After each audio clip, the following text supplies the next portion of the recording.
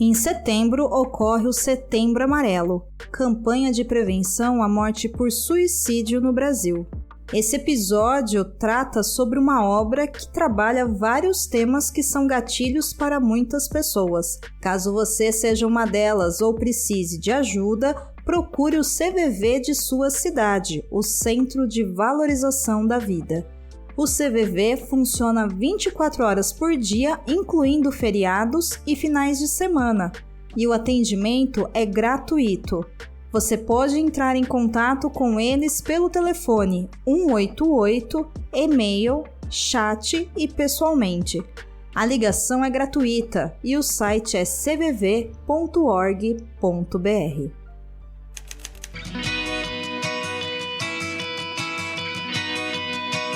Perdidos na Estante, o seu podcast de adaptações literárias do site Leitor Cabuloso.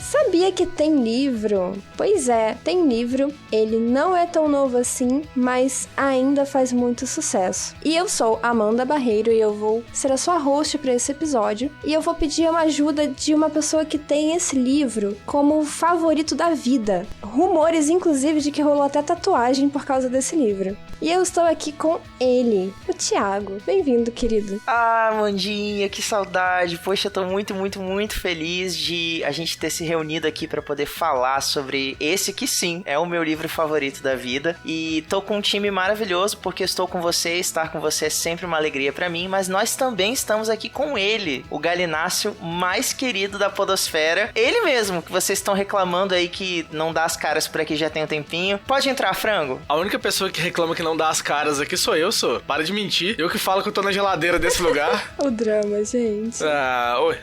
Seja bem-vindo também, Frango. Bom, gente, tamo aí, né? Vamos falar sobre o livro preferido da vida do Thiago. Eu, felizmente, não vou estragar nada do livro pra você, Thiago. Então, eu tô feliz porque eu gosto do livro e eu vou te ver bem. Eu gosto de te ver bem. Você é meu Mitsuki favorito. Olha, isso é golpe baixo. Você está usando informações dos bastidores. Informações privilegiadas. Falando em privilégio, nos deem, Thiago e depois Frango, por favor, o privilégio das redes sociais de vocês. Onde que a gente te encontra, Thiago? Bom, vocês podem me encontrar no Uau e também em Uau. E você, Frango? Thiago simplesmente ignorou, né? Assim, é pra trocar, fazer uma edição a cada 15 dias e colocar a arroba nova dele ali, né? Sim! A cada 15 dias vai ter que trocar o áudio do episódio, porque o Thiago trocou a arroba dele. Gente, não deu certo, eu não consegui. Então, assim, vou poupar vocês desse desgaste. Você quer seguir alguma coisa? Você quer falar comigo? Segue o Instagram do Perdidos. Manda um oi, manda um beijo lá pra gente, que eu vou estar lá, vou ler seu recadinho, respondo com o maior prazer, tá bom? É @perdidosnaestante_pod. O pod é de podcast. Pelo menos esse ele não pode ficar mudando. Infelizmente não. Se deixasse ele mudava cada 10 dias. Frango, e você? Onde que o pessoal te encontra? Não vai ser um prazer muito grande não, mas você me encontra lá no Twitter, na @ofrango. Meu Deus. Nunca é um prazer muito grande seguir @ofrango, é uma arroba muito tóxica, não recomendo. Não recomendo. É um ambiente totalmente insalubre. Quem segue @ofrango recebe adicional de insalubridade. O Twitter é um ambiente insalubre, vamos ser bem sinceros. Mas você não tá entendendo, Amanda. Frango avacalha. Ele leva isso pra um outro nível de insalubridade, Meu sabe? Deus. Eu nunca fiz nada. Bom, gente, eu acho que eu sou a mais normal aqui do grupo. E vocês me encontram lá no @manda_barreira. Eu sou uma pessoa normal, eu juro. Posta foto de gatinho fofinho. Sim. Bom, e pra acabar com o mistério, né? Nós estamos aqui pra falar de As Vantagens de Ser Invisível. Eu vou chamar o nosso assistente pra comentar um pouquinho mais sobre esse livro e nós voltamos logo após com a nossa discussão. Originalmente publicado em 1999 nos Estados Unidos, o livro As Vantagens de Ser Invisível já foi traduzido para mais de 13 idiomas. Seu autor, Stephen Chbosky, levou 5 anos para escrever o romance, publicando-o aos 29 anos. Narrado na primeira pessoa por um adolescente que se autodenomina Charlie, a trama acompanha diversas cenas da vida do rapaz através de cartas escritas por ele a uma pessoa anônima. O romance aborda temas como introversão, sexualidade, uso de drogas e outros assuntos comuns na adolescência. Além disso, conforme a história avança, também são mencionadas diversas obras da literatura, do cinema e da cultura pop em geral e discutidos seus significados. Aqui no Brasil, As Vantagens de Ser Invisível chegou através do selo Jovens Leitores da editora Rocco em 2012, com tradução de Rita Vinagre e contando com 286 páginas. Bom, vamos começar pela parte mais divertida sempre. E agora eu vou pedir pro nosso querido Frango fazer um exercício criativo aqui e nos contar a sinopse de As Vantagens de Ser Invisível, como se ele estivesse respondendo às cartas do Charlie. Só queria fazer uma ressalva aqui que vocês lembram que a gente disse no bloco anterior, né? Que ele é propriamente o criador de um ambiente insalubre na internet. Então, prepare-se. Meu Deus do céu. Ó, eu sou uma pessoa bonitinha, tá, Thiago? Não venha me destruir assim ao vivo, não. Olha a difamação. E eu já aviso de antemão aqui que eu ia escrever bonitinho esse negócio. Mas aí eu dormi à tarde agora, porque eu tava com muito sono. Então eu tava lendo o livro, relendo, eu falei, não, vai dar tempo de eu terminar de ler e escrever esse desafio, né, pra sair bonitinho. Aí eu dormi. Então agora vai o quê? No freestyle aqui. Nossa, mas assim que é bom, vai. Quem sabe faz ao vivo. Falou aí, ô Faustão. Então vamos lá, ó.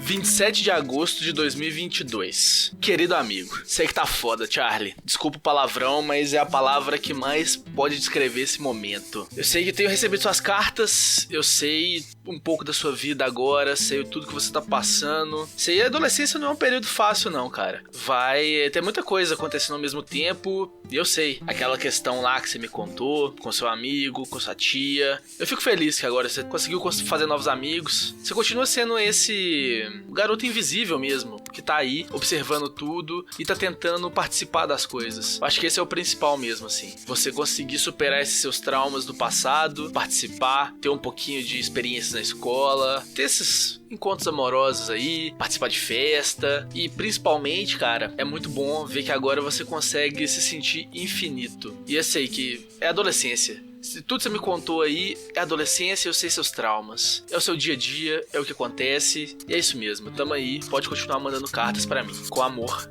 Frango. Ai, gente, que lindo. Olha lá, ele quebra todo o clima. E você dizendo que ele era tóxico. Oh, não, foi fofinho. Foi fofinho. O Frango merece o crédito. Foi muito legal mesmo. Gente, vamos partir aqui do princípio de... Nós lemos esse livro, nós compartilhamos essa história com o Charlie. Vocês recomendam essa leitura pro pessoal? Quer começar, Frango? É, porque você vai panfletar ele inteiro, né? Então talvez seja é mais fácil cadenciado e depois você lambendo o livro. Tá certo, vai lá. Amanda, eu recomendo demais, assim. O livro obviamente, dá pra ser lido por todo mundo, eu acho ele bem interessante, assim, mas eu acho que ele ganha muito mais quando você é adolescente ali, você tá tendo as suas primeiras experiências, você tá tentando entender seu lugar no mundo ali. Eu fiz a sinopse criativa, né, falando um pouquinho da história, não ficou tão, assim, claro exatamente o que é, mas ele conta a história do Charlie ali, quando ele tem mais ou menos 15 anos. O Charlie é um menino que tem pouquíssimos amigos e por questões de trauma passados dele, ele se fecha bastante, mas ele quer ser diferente quando ele entra no ensino médio ali, quando ele faz seus 15 anos, começa um novo ciclo na escola, ele quer ser diferente, quer mudar um pouco essa vida dele, ele tá disposto a tentar alguma coisa diferente, ele se sente meio deslocado ali. E eu acho que para um adolescente ler isso daí, uma pessoa que tá passando por esse período de adaptação, a adolescência não é nada fácil, né? A gente sabe que nós já passamos bastante nessa fase, e aí a gente sabe que não era a coisa mais simples, assim, do mundo. A gente tem dilemas e questões se descobrindo no mundo, e o Charlie tá passando exatamente por isso, assim. Logicamente com os traumas e o passado dele, mas ele tá passando por isso, e eu acho que ler tanto na adolescência ali, que vai ter um impacto muito grande, quanto na vida adulta, é maravilhoso, assim. Eu acho uma bela história, um jeito de contar a história que é diferente, com uma linguagem também que é diferente, é um pouquinho mais... como se fosse uma conversa mesmo, né, através das cartas. Eu acho que vale bem a pena, vale demais, assim. Você curtiu esse formato, então, das cartas, né? Eu gosto quando ela faz sentido, né, na história. Uhum. E nesse caso aqui do Charlie, não é um recurso por ser um recurso qualquer, assim. Ele precisa contar as coisas pra alguém e ele não consegue, porque ele é muito fechado. Ele tá ali com os traumas dele, ele precisa contar isso pra alguém. E essa carta é a forma dele contar isso, a forma dele mostrar o que tá acontecendo. Então acho que faz sentido dentro da história, faz sentido na evolução dele como personagem também, nas aulas de inglês que ele vai passando ali, né? Que ele vai contando bem de leve o que ele tá lendo, o que ele tá aprendendo na escola. Então, como faz sentido, eu acho que ficou uma coisa bem interessante, assim. Entendi, eu também gostei bastante. E você, Thiago? Bom, como você já apresentou aí para o nosso ouvinte, né, As Vantagens de Ser Invisível é basicamente o meu livro favorito, assim. Eu fiquei muito feliz quando você topou essa empreitada da gente trazer ele aqui no Perdidos, apesar de ele ser um livro que não tá mais em alta, né, nas discussões nas redes sociais, no Booktube, no Bookstan, como essa geração millennial gosta de falar, mas eu acho que ele é um livro que cada vez mais vem se tornando atemporal. Ele foi publicado originalmente em 1999, e apesar de a adaptação dele ter sido lançada em 2012, tanto o livro quanto o filme repercutem muito até hoje, né? Esse formato que você comentou, né, o livro todo escrito em cartas, o Charlie, ele assume esse pseudônimo e ele tá endereçando essas cartas para uma pessoa que não fica muito bem clara, mas à medida que você vai lendo, você percebe que você é essa pessoa, né? Você está recebendo essas cartas do Charlie, você é leitor. Isso parte muito de uma experiência quase autobiográfica do Stephen Chbosky, né? Ele começou a escrever esse livro aí com seus 24, 25 anos, conseguiu publicar ele aos 29. O livro é todo permeado, né, de experiências que ele próprio viveu durante a adolescência dele, durante a juventude, e embora ele trate de personagens fictícios, muitos deles são personificações, carregam traços, assim, de pessoas que ele conheceu, momentos que ele viveu, lugares que ele visitou, que são importantes para ele, né? A própria experiência de relatar coisas através de cartas surgiu quando o Stephen decidiu escrever uma carta anônima para o ídolo dele, né, nesse campo do cinema e do audiovisual norte-americano, o Stuart Stern, que é um roteirista muito famoso, que recebeu a carta e ficou assim, pô, um garoto aqui escreveu uma carta anônima pra mim que tem muita coisa, assim, tem muita genialidade, e eu preciso saber quem é. E aí, depois de 1 ano e meio de procura, o roteirista, o Stuart, conseguiu encontrar, né, o Stephen Chbosky. Eles se tornaram muito amigos, e quando o Stephen decidiu fazer o roteiro, né, final de As Vantagens de Ser Invisível, o Stuart Stern foi o primeiro a ler esse roteiro, né, ele se tornou mentor do Stephen. Então, assim, eu acho que ele é um livro extremamente recomendável, sim. Apesar dele tratar de temas muito sensíveis, ele faz isso de uma forma muito sutil e eu diria que muito responsável também, sabe? Porque a mensagem principal que o Chbosky decidiu passar com essa história é que todas as coisas que a gente sente e a nossa trajetória, ela merece ser respeitada, ela merece ser celebrada. E acima de tudo, a gente precisa ter certeza de que alguém em algum lugar do mundo já passou pelo que a gente está passando e por causa disso essa pessoa entende. E eu acho que a personificação de tudo isso é o Charlie, sabe? Eu acho que essa sensação de saber que alguém vive a mesma coisa que eu, sente a mesma coisa que eu, sofreu a mesma coisa que eu, sofre, é muito importante. Quando nós nos tornamos adultos, mesmo que nós estejamos passando por uma situação muito difícil, a nossa parte racional nos diz que nós não somos os únicos a nos sentirmos assim. Então nós pensamos, bom, em algum lugar do mundo, outra pessoa está vivendo isso também. A nossa parte racional diz isso. Mas quando se é adolescente e se está no meio desse turbilhão de emoções, isso se torna muito mais difuso, sabe? Porque é difícil parar e ter esse pensamento de que eu não sou o único. Até porque o adolescente não tem a mesma vivência que um adulto, não passou por essas experiências ainda. Então, para esse público conseguir visualizar que outras pessoas também se sentem deslocadas, também sofrem bullying, sei lá, não sabem interagir socialmente, não sabem dançar, não sabem como se comportar numa festa, não sabem chamar alguém para sair. Saber que eles não são os únicos a viverem isso, sendo que nesse ambiente escolar eles estão vendo um monte de outros adolescentes descolados, fazendo todas essas coisas de uma forma que parece fácil, eu acho isso muito importante. Então, além dessa mensagem de você poder contar com a outra pessoa, né, porque ele está escrevendo cartas e está sendo ouvido, essa sensação de ser entendido, mesmo que por um personagem fictício, é muito importante. na minha opinião. Então eu também recomendo muito a leitura. Eu fiquei bem impressionada. Eu devia ter lido esse livro antes, eu não sei porque isso não aconteceu. Mas eu fiquei muito impressionada com a leitura. Mandinha, eu gosto de pensar que algumas histórias chegam pra gente no momento certo, sabe? Tipo, talvez a Amanda do passado não tivesse a mesma experiência de leitura que ela teve hoje, com a bagagem que ela tem hoje, sabe? Talvez.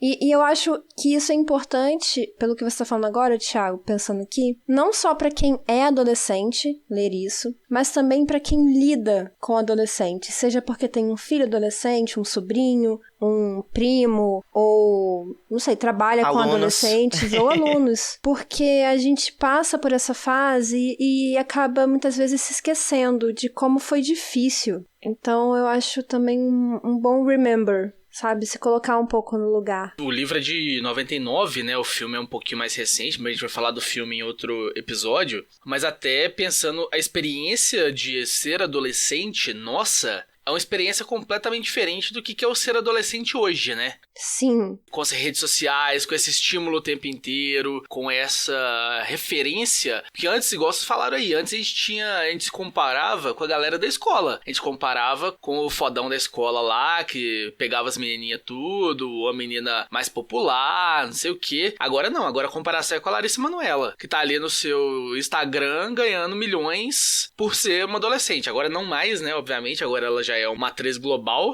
prestes aí pra novela das 9, mas a comparação é mundial agora, então a pressão que sofre aí, tudo que acontece é muito mais intenso do que era pra gente, e um livro como esse, assim, e é muito importante pra mostrar que, olha, acontece com todo mundo, tá todo mundo tentando lutar com seus próprios demônios aí, se entender, ver como que funciona a vida, enfim, todo um processo que esse livro deixa bem claro numa geração diferente, numa forma diferente de acontecer, né? Porque a gente tem ali fitas cassetes, que são uma parte importante da história, que é uma coisa que a geração hoje mal sabe o que é. Eu fui mostrar pra minha sobrinha tenho uma sobrinha de 9 anos, né? Uma das 500 sobrinhas que eu tenho. Eu fui mostrar pra ela como é que funcionava a fita cassete, ela, nossa, que legal! E eu pensando, não, legal é Spotify, que eu posso botar a música a hora que eu quiser. Eu não tenho que ficar esperando passar no rádio pra eu poder gravar a música. Sim, gravar com comercial ainda às vezes. Enfim. Aí a galera não sabe o que é isso, mas a forma como é contado e a história é universal, não tem como. Apesar das diferenças geracionais. Isso, mesmo que hoje a comparação dele seja muito mais brutal e injusta, porque, por exemplo, sem chance de um adolescente assistir Elite e ficar se comparando com aquilo, porque assim, nem os atores são mais adolescentes.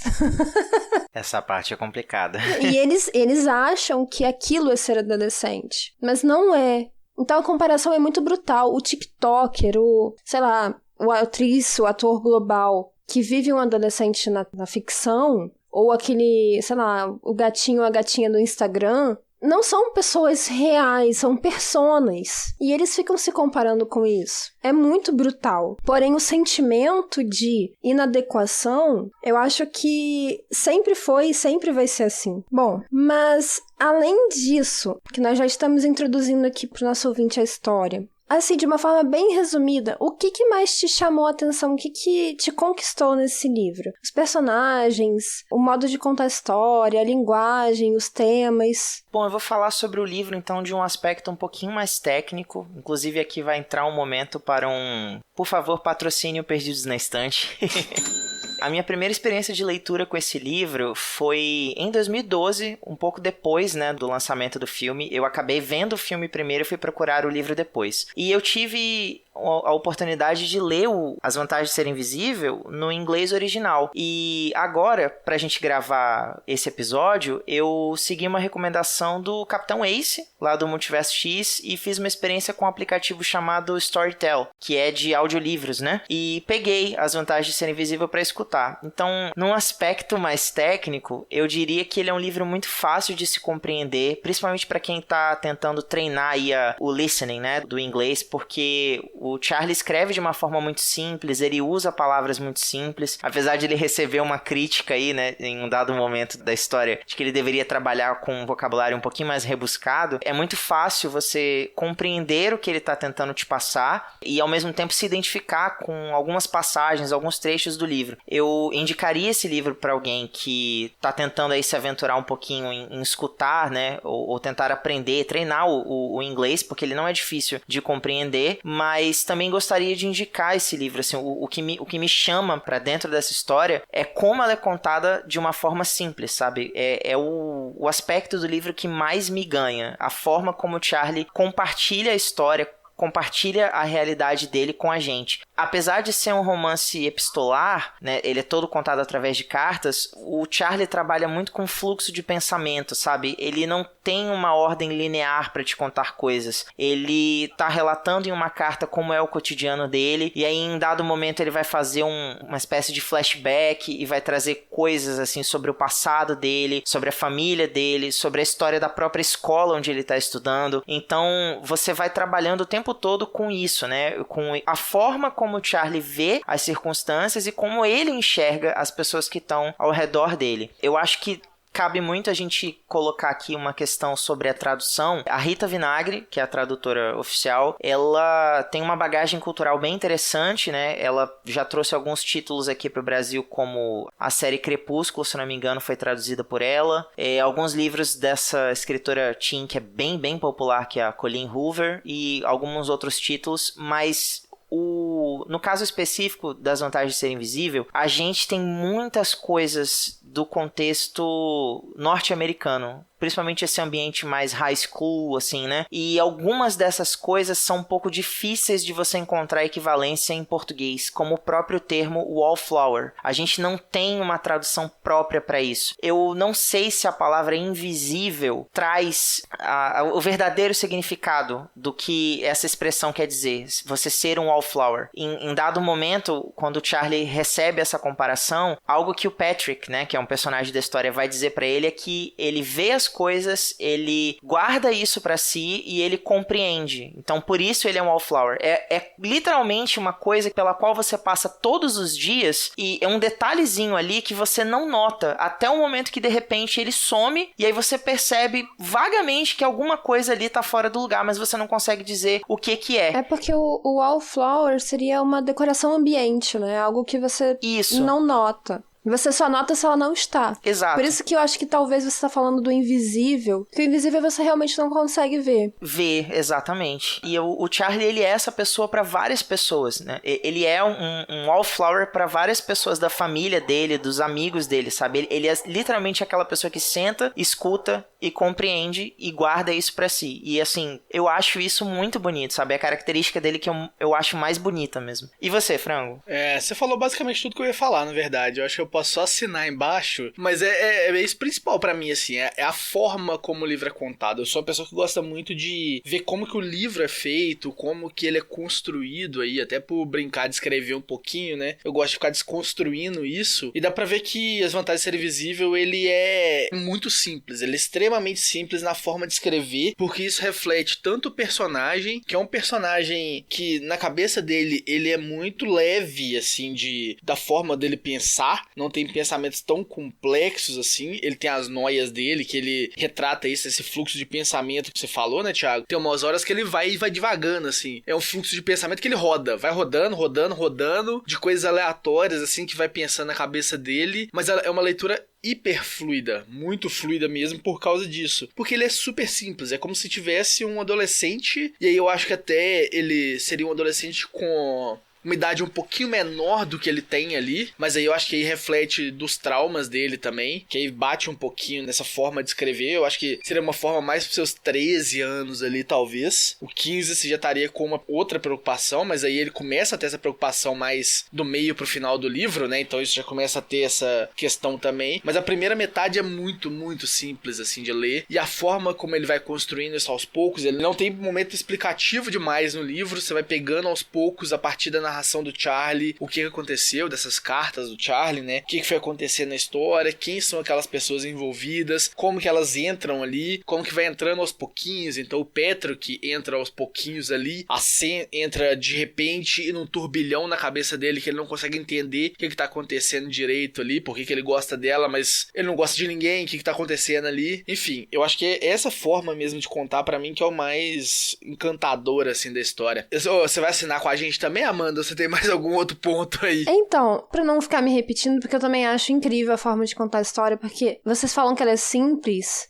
mas ela é simples na linguagem. Só que a forma de você criar essa linguagem simples para um autor, na verdade, é muito complexa. Nossa, sim. Porque ele tem que amarrar todos esses pontos com uma linguagem que não é típica adulta e deixar o livro fluido, as cartas não são à toa, tem um propósito. Tudo isso é de uma complexidade de escrita, de construção narrativa enorme. Mas só para não ficar repetindo os pontos de vocês, eu vou falar de um outro diferente, porque eu também concordo, mas pra gente diversificar. Uma coisa que me chama muito atenção, me cativa muito no livro, são os personagens. Mas eu acho que mais especificamente os 3 principais. Porque os outros são mais mencionados do que muito integrados à história. Assim, a família dele é bastante mencionada, mas a gente não tem grandes passagens, assim, de muito tempo com cada um deles. Os que mais aparecem, são mais recorrentes, são o Patrick e a Sam. Mas acho que especialmente o Charlie, o autor construiu tão bem os personagens que, lendo, é muito possível visualizar esses personagens.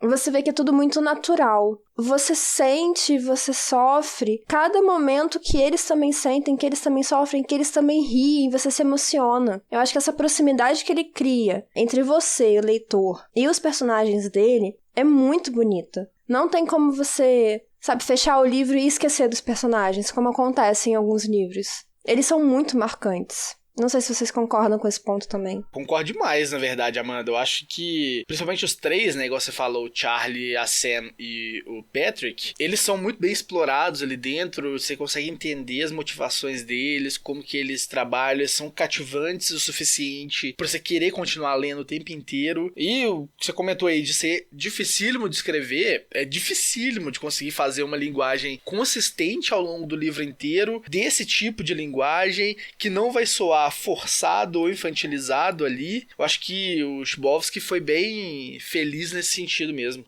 E eu acho legal porque a capa do livro, né, na edição antiga, é interessante o ouvinte saber que recentemente o livro passou por uma reedição, né, até ganhou um capítulo extra e tal, em comemoração, acho que aos 20 anos de publicação. Na capa anterior, que estava sendo comercializada aqui no Brasil, tinha o trio principal, né, o Charlie, o Patrick sim. e a Sam. Então, é difícil você pensar na história de As Vantagens de Ser Invisível sem essa tríade, né, você não consegue pensar neles separadamente, apesar deles terem seus momentos, cada um deles tem sua história particular, e o Charlie ser a pessoa que tá narrando isso, vocês concordam que ele usa esse momento mais pra falar sobre os dois? Às vezes ele coloca mais o Patrick e a Sam presentes no que ele tá tentando contar pra gente do que ele próprio, sabe? A gente acaba entendendo o que ele tá sentindo por tabela, mas às vezes o foco é mais sobre como ele tá se colocando de lado pra trazer ao holofote as pessoas por quem ele se importa. Ele faz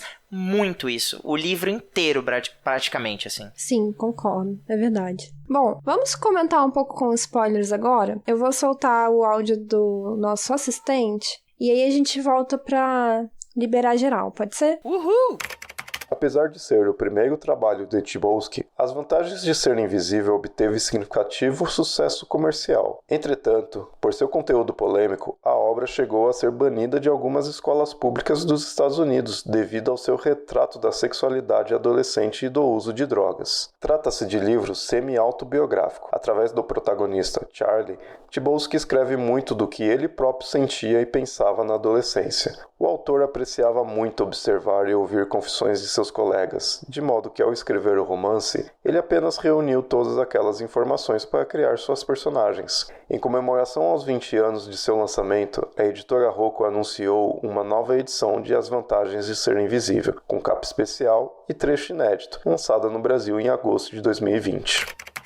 Bom, ouvinte, se você ainda não leu esse livro incrível, saiba que agora nós vamos falar com spoilers, então fique avisado. Se quiser, dá uma pausa, pega lá o livro. Não é uma leitura difícil, nós acabamos de comentar isso, você vai adorar. E volta aqui com a gente depois. Frango, quero te convidar a escolher um personagem e defendê-lo até a morte. Ou não. Você que sabe. Pode atacá-lo até a morte também. Eu vou aqui defender até a morte a tia do Charlie. Desculpa, brincadeira, não vou. Eita. Pesado. Não, eu vou defender aqui. Deixa eu ver quem que eu vou defender. Vamos pensar aqui bem. Vou defender o Patrick aqui. Ou alguém quer defender o Patrick melhor que eu? Aqueles, não. Né? Eu tô atrás de você com o pau e a pedra. só esperando quem que a gente tem que atacar. Vai lá, defenda o Patrick até a morte. O Patrick, e aí a visão fica um pouco turva por causa do filme também, porque na época que o Ezra Miller ainda não fazia tanta merda, né? Ainda não era o terror do Havaí. Eu tava lendo que a chance de ser atacado pelo Ezra Miller no Havaí é maior do que ser mordido por um tubarão. Misericórdia! E o pior que fizeram esse estudo mesmo pra ver. Tá mais tenso ser atacado pelo Ezra Miller do que por um tubarão lá no Havaí. É o quê, né? O Warner tá fazendo o casting dela em Chernobyl, não é possível. Numa época que ele ainda era um promissor ator, né? Eu não sei se você tinha feito já, precisamos falar sobre o Kevin. É de antes, né? Já tinha feito, já. 2007, se eu não me engano. Já era um prelúdio do que ia acontecer. Ele avisou e ninguém percebeu. Sim. Precisamos falar sobre o Kevin, é 2011. É um ano antes, né? Perks of Being a Flower é 2012. Então eu tava vendo ali na esteira do sucesso do Precisamos Falar sobre Kevin, uma escalação incrível ali, e eu acho que o Patrick, ele entra muito no personagem, ele não é um personagem gay estereotipado pra começo de conversa aí, né, ele é simplesmente gay, e é isso que os personagens têm que ser na ficção, é tipo, faz parte de quem ele é, e ok, não tem nenhum estereótipo ali, não tem nenhuma forma de destacar isso diferente, até porque a gente tá vendo pelos olhos do Charlie, o Charlie simplesmente não percebe, o Charlie nem entende direito o que tá acontecendo as coisas ali perto dele, né? Mas o Patrick foi um personagem que teve que aguentar muita coisa ali, pensando que ele chegou ali naquela cidade, né? Com o pai dele casando com a mãe da Sam. É uma pessoa que tem que se reconstruir ali dentro, vive um romance meio em turbilhões ali com o Brad, que é o quarterback, né? Do time de futebol americano. Então é um romance escondido, que é um romance que ele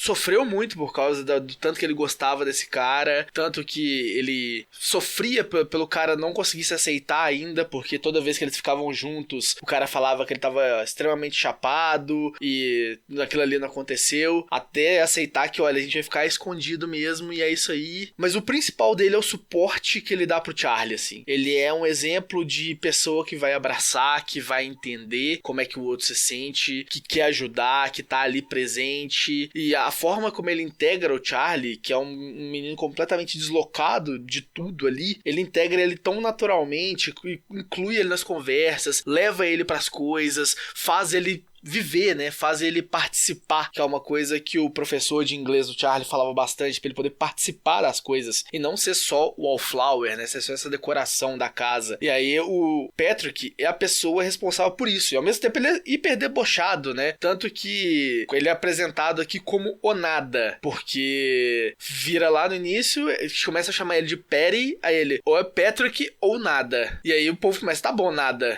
e fica, né? Aqueles bem típico de escola mesmo, como surge um apelido, é assim. Mas o principal é o suporte dele pro Charlie. Eu acho lindo a forma como ele faz, como que ele ajuda ali, sei lá, o presente de Natal que ele dá pro Charlie, de ir dando uma peça de roupa de cada vez, pra falar, eu acredito em você como escritor, e pra mim, o escritor tem que vestir assim, todo elegante. Então, assim, eu acho que ele é um personagem incrível na forma como ele é apresentado pra gente, e isso dá todo um tom diferente pro Charlie também. Eu adoro esse jeito vida louca do Patrick.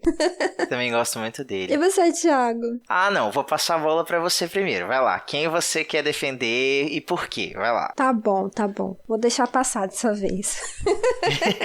Eu vou defender a Sam até a morte. Diga lá, qual é o seu veredito? Apesar de aceitar o amor que ela acha que merece e... tadinha, ela na verdade merece muito mais. A Sam também tem traumas que até não são tão explorados assim. Na verdade, eu acho que o Charlie nem consegue entender a dimensão disso, porque ele fala de uma forma muito casual no livro sobre as coisas que ela conta pra ele. mas você percebe o quanto é pesado, por exemplo, quando ela conta pra ele que o primeiro beijo da vida dela foi com um amigo do pai dela, e ela tinha, agora não me lembro a idade exata, mas ela era uma criancinha. Era 7 anos, Amanda. Isso.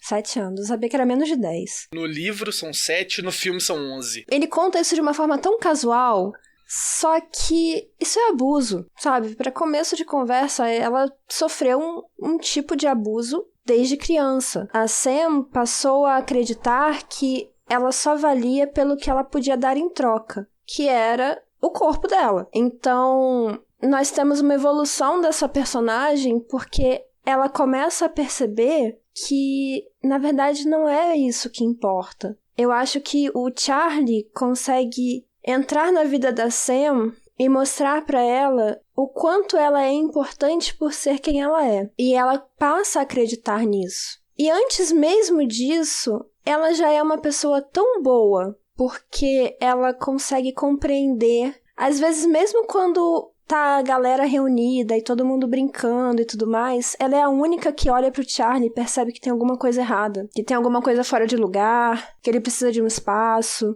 Então eu acho a Sam muito especial e eu fico muito feliz de ver como ela evoluiu na história de se tornar aquela moça que achava que tinha que agradar aos homens para essa jovem mulher que vai para a universidade que ela escolheu, que conseguiu o programa de verão lá de fazer na universidade e depois vai pra outra. E tá indo atrás dos sonhos dela mais forte, mais... enfim, confiante, né? Inclusive sem aquele boy lixo do Brad. Não, Brad é do outro. Craig. O Brad é o outro. E aí, Thiago? Amandinha, eu vou ter que fazer aqui, pra completar a tríade, eu vou defender o Charlie. Vai lá. Gente, eu já preciso adiantar de antemão aqui. Talvez eu emocione um pouco falando essas coisas, mas enfim, vou tentar fazer meu melhor. Eu também me emocionei, mas eu disfarcei. A razão desse livro ser tão especial pra mim é porque o Charlie é uma das poucas pessoas dentro da literatura, da ficção, um dos poucos personagens, melhor dizendo, sabe, que eu gostaria muito de trazer pra vida real, só pra eu ter a oportunidade de dar um abraço nele. Mas aí eu lembro que dentro da história da qual ele faz parte, ele já é abraçado por muita gente. E isso me traz uma espécie de conforto, uma espécie de paz de espírito. Eu me identifico muito com o Charlie, assim... Eu acho muito sensível a forma como ele lida com as coisas. Ele, por si só, é um personagem muito sensível. O Frango me perguntou, antes de a gente começar a gravar, né, se tava tudo bem ele gostar mais do filme do que do livro. Eu falei que não, obviamente, não tem problema nenhum. Inclusive, você, ouvinte, talvez prefira também o filme do que o livro. Mas eu acho que o livro, ele traz pra gente uma compreensão total sobre quem é o Charlie, sabe? O livro fala muito mais sobre como ele percebe as coisas, como ele se culpa muito por coisas que não são dele e como ele tá o tempo todo se anulando para colocar as necessidades das pessoas que ele gosta na frente dele, sabe? Isso ele faz com os pais, isso ele faz com a irmã, ele faz com a Sam, com o Patrick, com a Mary Elizabeth, com todo mundo que ele conhece. Ele tá sempre tão preocupado em não magoar as pessoas que ele prefere se calar e absorver, né? O professor Bill, que é o professor de literatura, ele fala sobre essa questão do Charlie ter que participar, porque em dado momento eles estão conversando ali sobre as festinhas e tal, e... ele pergunta, você sempre tem esse fluxo de pensamento assim tão intenso? E aí o Charlie fala, mas isso é um problema? Ele, olha, depende porque muita gente acaba tão imersa nesse fluxo que ela deixa de participar da vida, ela deixa de viver. Então o certo não seria você estar num cantinho isolado da festa observando as pessoas se divertirem. O certo seria você estar lá se divertindo tanto quanto elas. E eu acho muito bonito como aos poucos ele vai se apropriando disso, ele vai deixando as pessoas se aproximarem dele, ele vai se deixando conhecer, e cada momento que ele recebe carinho, acolhimento, compreensão, é como se isso se estendesse para nós, leitores. leitores também. Então, o tempo todo, quando ele escreve no final de cada carta, assim, com amor, Charlie, é como se um pedacinho desse amor que ele recebe viesse pra nós, leitores, também. Então, ele vai ser sempre o personagem que eu vou querer proteger, que eu vou querer defender ele de todo mal, porque eu me identifico com ele, sabe? Eu acho que ele representa um pouquinho de todos nós que já buscamos compreensão e não encontramos onde a gente gostaria, sabe? Acho que é isso. E assim, a parte triste que eu vejo nisso é que infelizmente nem todo Charlie tem um Patrick e uma Sam na vida real. E eu gostaria muito que esses Charlies tivessem Patricks e Sams. Concordo. O Charlie teve sorte de ter o Patrick e a Sam. É uma coisa que ele tá ali, ele conseguiu encontrar, é o esforço consciente dele de tentar sair daquele lugar que ele tava, porque ele sabe que não era um lugar bom, apesar dele falar bem pouco, né, sobre esse lugar sombrio que ele foi parar, mas ele sabe que é um lugar terrível, que ele foi ali depois da morte do amigo dele, e aí ele quer mudar, e ele deu sorte mesmo de encontrar a Sam e o Patrick. Eu acho que é lindo isso, é muito bonito mesmo. E nós já comentamos aqui, eu sinceramente, a minha opinião particular é de que a gente não precisa focar nos aspectos mais trágicos do livro, que são muitos. Inclusive, o ouvinte que já leu o livro sabe do que eu tô falando, porque nós temos vários temas envolvendo saúde mental, abuso de substâncias, abuso sexual, relações abusivas, a própria questão do bullying, da homofobia que o Patrick sofre, enfim, são tantas coisas tão pesadas, mas eu acho que apesar de todas essas questões super pesadas, a menos que vocês queiram comentar alguma em específico, apesar delas, o livro não tem uma mensagem pesada. O livro não te deixa pesado quando você termina de ler. Vocês concordam comigo? Com certeza. O livro dá um quentinho no coração, apesar desse monte de coisa ruim que acontece, né, com os personagens, e algumas ficam nas entrelinhas, outras são escancaradas pra gente, mas ele é, assim, um soprinho de alegria, apesar de tudo. Igual a gente falou, ele é leve de ler, os temas não são leves, mas ele é tão leve de ler, e a forma como o Charlie encara as coisas acaba sendo tão positiva, que fica uma coisa que você pensa, tem jeito, né? Exato, porque eu encaro da seguinte forma, que tudo isso de ruim que acontece com o Charlie, com os amigos dele, não especificamente apenas essas coisas, mas acontecem na vida, né? Sempre vão acontecer, sempre aconteceram e estão aí por todos os lugares. Mas por que focar nisso, né? Porque essa mensagem de que o Charlie é um menino ingênuo, a verdade é essa, né? Até você comentou antes, Frango, que ele nem parece ter 15 anos no começo do livro. Ele tem um pensamento meio ingênuo. Ele muitas vezes não vê maldade nas coisas que ele tá relatando. E essa ingenuidade é boa parte da causa de ele ter uma linguagem tão positiva sobre as coisas e ter uma certa esperança, eu diria, de que as coisas possam melhorar. Então, no final, fica uma sensação, como você falou, de quentinho, porque toca a gente no sentido de mostrar que isso passa, né? Os momentos ruins acontecem, mas eles passam. Eu fiquei muito tocada por isso. Por ver que, com toda a merda que acontece na adolescência, que é muita, passa. Um dia você consegue olhar pra trás. Vocês tiveram alguma relação, assim, com algum tema específico? Algum trecho da narrativa, enfim?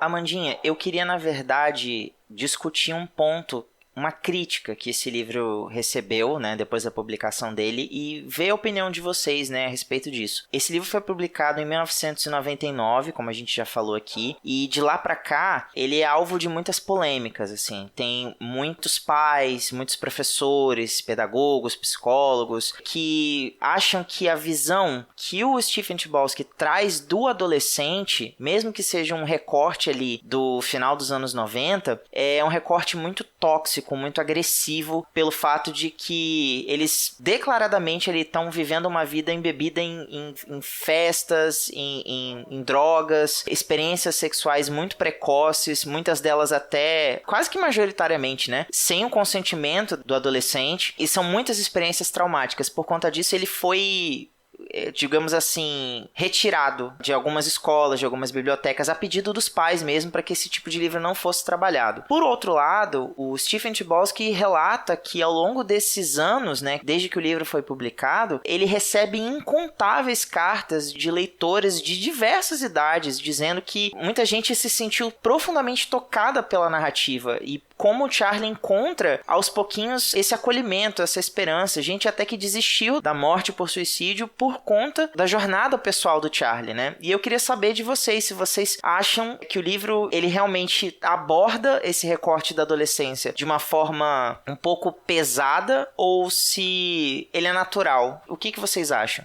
Assim, eu acho que é uma coisa quase natural ali de primeiras experiências. Tem séries que são muito piores do que isso daí, por exemplo. Porque a adolescência, ela não é o Gigabyte, de você tomando um suquinho com os amigos o tempo inteiro. Mas ao mesmo tempo também não é euforia, que é você mergulhado em drogas e fazendo o que você quiser. Então não é não Skins da vida, por exemplo, né? Que foi outra série de adolescente também pesada. Então bem pesadinha. Mas a euforia é pior, né? Mas o Skins tá ali também pau a pau. Mas a Vantagem de Ser Invisível é um dia a dia de adolescente ali mesmo, assim. E a gente tá falando de um grupo bem específico de adolescentes. Que a gente tá com pessoas ali com seus traumas, igual a gente comentou. Você tem a Sam, que tem toda a questão que a Amanda comentou que fica velada ali de abuso, dela aceitar o amor que acha que merece, né? Mas tem o Patrick também, que tem todos os seus dilemas, tem o próprio Charlie, e o grupo deles é um grupo completamente diverso e tá vivendo a vida ali, experimentando coisas, assim. Eles são fãs de Rock Horror Picture Show. Você quer pessoas normais que são muito fãs de Rock Horror Picture Show. Então, assim, eu adoro, inclusive, o musical, o filme e tal, mas... Maravilhoso. Não, é normal, né? Vamos combinar. Ele tá num vale da estranheza ali muito grande. Na deep web dos filmes. Assim, é um clássico cult porque ele é muito bizarro. Então, você tem um grupo de adolescentes ali que é meio bizarro, uma galera... Inclusive, a gente tem que pensar que o Charlie tem 15, mas a galera que ele anda tem 17, 18. Então, é uma galera que já é mais velha também, que já tá nessa fase, pelo menos a fase sexual ali, de experimentar coisas, de testar. Até o próprio Charlie, 15, 16 anos ali. O Charlie que é muito ingênuo, com 15 anos, falando, olha, acabei de descobrir a masturbação. Gente, com 15 anos eu já sabia o que era há muito tempo. Cara, eu amo essa parte. Querido amigo, você sabe o que é masturbação? Amigo, com 15 anos você já tá pensando em outras coisas já, não é masturbação não. Eu não tenho coragem de descrever para você o que é. Ele é muito fofinho. Assim, a gente tá falando de um grupo específico, de uma situação específica, com situações de adolescente ali experimentando. E o livro não tem obrigação de ser... Vou botar aqui um politicamente correto, mas odeio isso porque desvirtuou completamente. Mas o livro não tem que dar lição de moral. O livro tá mostrando ali o que foi feito e as consequências. Então, cabe a você, leitor, entender como é que isso funciona, né? Eu acho que achar que os adolescentes mostrados no livro são... Como que você falou mesmo, Thiago? Eles são retratados de uma forma muito pesada, assim. Muito pesada. Que essa forma é muito pesada, muito tóxica, foi o que você falou, né? Isso, é. É uma visão tóxica do adolescente norte-americano. Gente, sinceramente, achar que isso é uma visão tóxica do adolescente é a pessoa que não convive com adolescentes. Ou pelo menos não convive com adolescentes in loco. Né? Adolescentes vivendo como adolescentes. Porque uma coisa é você ter o seu filho adolescente e você não participar da vida dele, você não saber nada do que acontece. Outra coisa é você vivenciar, estar ali, de fato, observando, atento ao comportamento de adolescentes. E assim, eu acho que... Bom, não sei pra época, porque em 91 eu estava nascendo, eu não era adolescente, mas hoje em dia, sinceramente, o que se vê no filme ou no livro é, sabe, fichinha, é besteira pra adolescência. Com certeza. Então eu acho que essa é uma visão muito romantizada também de que adolescentes não fazem esse tipo de coisa, fazem muito pior. Aquilo ali é nada. É nada, o grupinho dele é muito de boa. Inclusive, o próprio livro fala que o grupinho dele é de boa. Eles fazem festa no porão da casa do coleguinha com a família presente. Sim, sabe, não é uma coisa, sabe, de drogas pesadas e...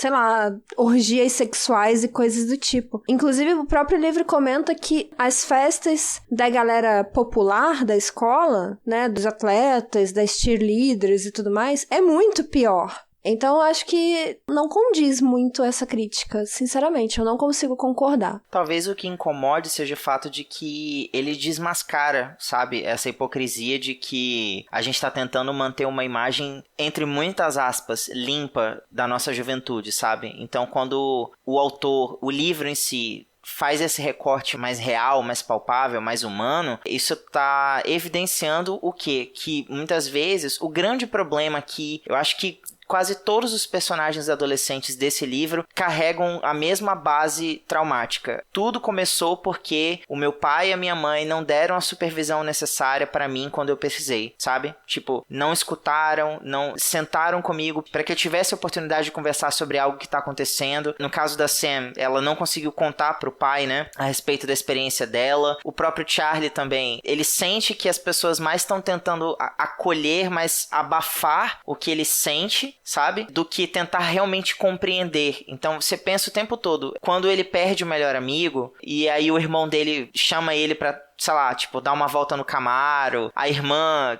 se oferece pra consertar o cabelo dele, que ele num surto lá, acabou picotando. Ninguém realmente se propõe a sentar e dizer, Charlie, me conta o que você tá sentindo, me conta o que tá acontecendo. As pessoas tentam acobertar, elas tentam abafar o caso, sabe? Mas eu só vou discordar de você em um ponto, Ti. Até 10. Não é fácil para um adolescente falar com os pais. Especialmente quando a situação é muito grave. É muito mais fácil o adolescente recorrer a um melhor amigo ou a um professor, como, por exemplo, ele tem uma conexão muito grande com o professor dele, do que com os pais. É difícil até pra gente hoje. Pois é, e eu não vou culpar, assim, tanto os pais dele, porque os pais dele são muito presentes. Eu acho que, realmente, se os pais dele tivessem pressionado que ele falasse alguma coisa, ele não teria contado mesmo assim. Porque, para começo de conversa, ele nem tinha ligado 2 mais 2 que ele tinha sido abusado pela tia Ellen. Ele só percebeu que, peraí, a tia Ellen fez isso comigo, mas por que a Sam tá fazendo isso comigo também? Sabe, eu acho que só ali, realmente, a coisa fez o cliquezinho na cabeça dele de que, opa, tem alguma coisa errada. Então, como que ele ia se abrir pra falar isso com os irmãos ou com os pais? Sabe? Uhum. Ele precisou passar pela experiência primeiro e ser confrontado por aquilo para entender que ele precisava refletir sobre o assunto e que aquilo ali não estava certo, e aí ele entrou naquela espiral de desespero de precisar ser novamente internado e tudo mais. Então, sobre a família dele e as outras famílias, eu não sei, eu acho isso muito relativo. Eu concordo total com a Amanda aqui. Eu acho que eles fizeram tudo o que dava pra fazer dentro da situação que tava ali. Porque eles em nenhum momento julgam ele, em nenhum momento botam ele pra baixo, eles ajudam ele o tempo inteiro em todas as crises. Tanto a irmã, quanto o irmão, quanto os pais, apesar da distância ali, né? Mas eles fazem o que dá pra fazer com os recursos que tem. Eu acho que isso é fundamental pro menino tá bem, né? Ter conseguido chegar ali tranquilo. É porque realmente essa questão de você conseguir sentar com a sua família e desabafar, como o Franco falou, é difícil até hoje para adulto. Imagina para um adolescente que não sabe colocar em palavras o que ele tá sentindo. E eu acho que isso é uma coisa muito interessante também, que o livro nos leva a questionar esse tipo de coisa. Uhum. Sabe, como nós lidamos com os nossos traumas, com os nossos medos, com as nossas experiências. E eu acho que a melhor forma que ele teve de lidar com os traumas dele não foi nem só pelo Patrick e pela Sam, pelo grupo, né, fazer parte de um grupo, mas também o desabafo nas cartas. Eu acho que isso foi... Por isso que nós falamos que as cartas são propositais. Porque se ele não tivesse desabafado, ele não teria conseguido expressar tudo que ele passou. Ele teria trancado isso tudo, porque mesmo o grupo dele com o Patrick, a Sam, a Mary Elizabeth e a Alice e tudo mais, ele não teria falado sobre isso dessa forma. Eu penso muito nesse recorte que eu comentei, né, sobre o diálogo com os pais, eu penso muito na história do Brad, né, que pra conseguir viver a sexualidade dele, antes ele precisava se embebedar muito pra ter a justificativa de dizer que ele não se lembrava do que aconteceu. Sim. E pro Patrick conseguir desconstruir isso, pra ele conseguir, né, se entregar ali naquele momento e viver as coisas que ele gostaria de viver sem culpa, foi todo um processo. E aí quando o pai dele descobre, né, vocês sabem o que acontece, quem lê o livro, quem vê o filme, a história é idêntica, mas é nesse ponto, sabem, que eu acho que a falta de um espaço onde você consegue falar sobre o que você tá vivendo em casa, rouba muito da nossa identidade, sabe? Fato. Eu concordo com vocês que não é fácil. É quase como chegar num psicólogo, né, que você enrola várias sessões, dá a volta várias vezes pra você conseguir chegar naquele pontinho que você sabe que é onde tá o problema, que você sabe que é onde incomoda. Às vezes, fazendo essas voltas, você cria essa coragem, esse ímpeto, né, de olhar para o problema e falar, agora tá na hora de eu resolver isso. Mas o psicólogo é um lugar seguro, teoricamente. Sim, a sua família sim. nem sempre. E mesmo Nem que a sua sempre, família tenha a melhor verdade. das intenções, a reação que a sua família vai ter é algo imprevisível e assustador. Concordo mais do que você possa imaginar.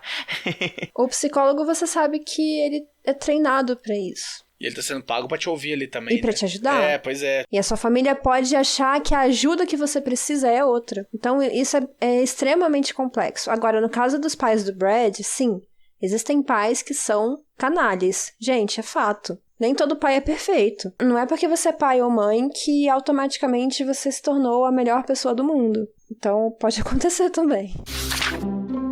Ei, você quer encontrar um mundo secreto de adaptações literárias? Sim, mas onde? No Perdidos na Estante.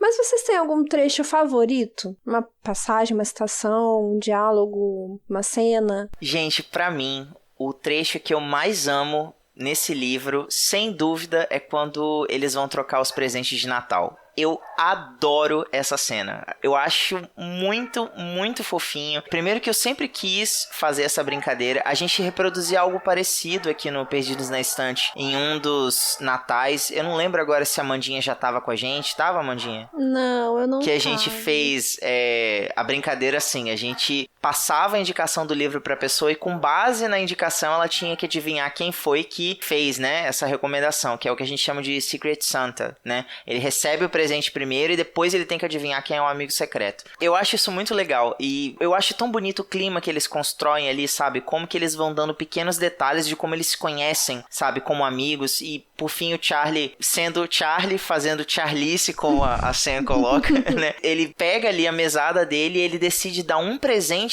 pra cada um, mas não é só um presente, tipo assim, uma lembrancinha que ele encontrou no souvenir, sei lá. Ele escolhe coisas que são realmente significativas. Ele faz uma leitura muito sincera, assim, muito sensível de cada uma das pessoas com quem ele tá convivendo, sabe? Do Patrick a Mary Elizabeth, sabe? E isso não é pra qualquer pessoa, sabe? Eu acho que realmente é característica dele enquanto Wallflower. Então, assim, eu amo essa cena. Ela é minha cena favorita no livro. E vocês?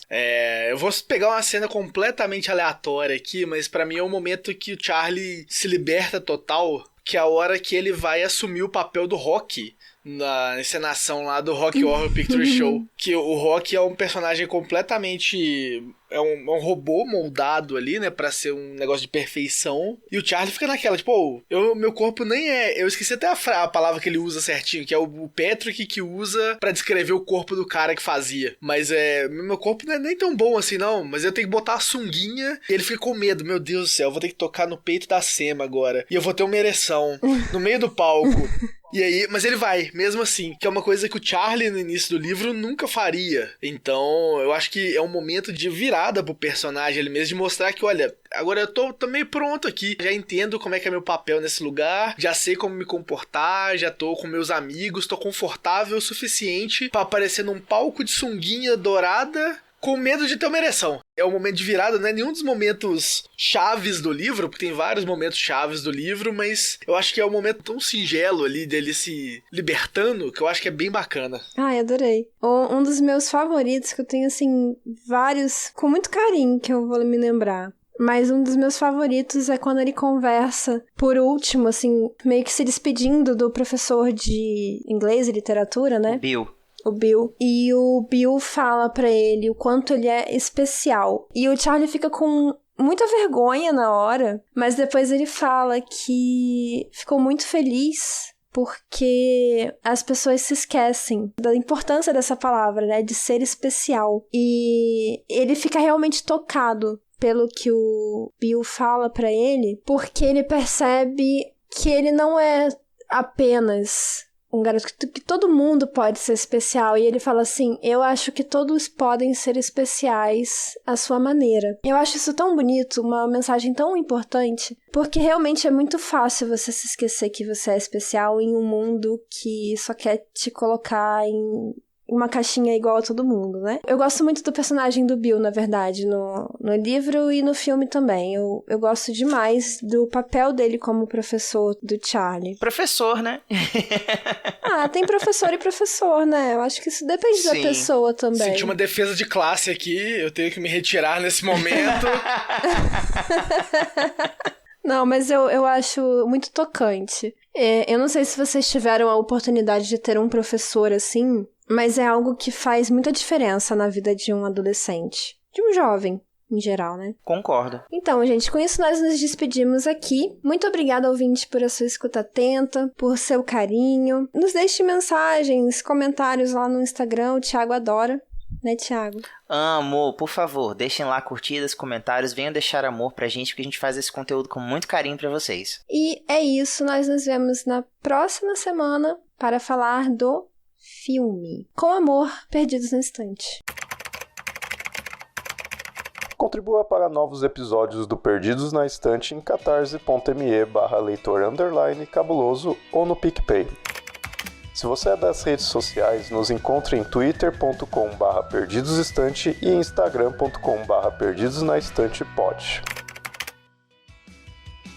Você acaba de ouvir o podcast Perdidos na Estante. Apresentação: Amanda Barreiro, Bruno Assis e Thiago Augusto. Pauta: Amanda Barreiro e Thiago Augusto. Produção: Domênica Mendes. Assistente: Leonardo Tremesquim. Edição: Ace Barros. Capa e descrição da imagem: Amanda Barreiro. Esse episódio é um oferecimento de Airechu, Aline Bergamo, Alan Felipe Fenelon, Amaury Silva, Caio Amaro, Camila Vieira, Carol Vidal, Carolina Soares Mendes, Clécius Duran, Daiane Silva Souza, Guilherme De Biasi, Igor Baggio, Janaína Fontes Vieira, Lucas Domingos, Lu Bento, Luiz Henrique Soares, Marina Jardim, Marina Kondratovic, Moacir de Souza Filho, Nilda, Priscila Rúbia, Ricardo Brunoro, Rodrigo Leite. Eu só queria fazer um adendo e dizer que neste episódio eu vivi para ouvir Frango chamar a Larissa Manoela de atriz global. Só isso, obrigado. Ele tá guardando isso desde a hora que eu falei, que foi lá no início do episódio. Ele tá aí guardando essa referência, mas agora ela vai ser... Eu anotei pra falar. Ai, gente, eu parei a gravação aqui. É isso, pode colocar isso que o Thiago e o Frango falaram agora no final, em algum momento aí. Eu vou parar a minha aqui também, calma aí.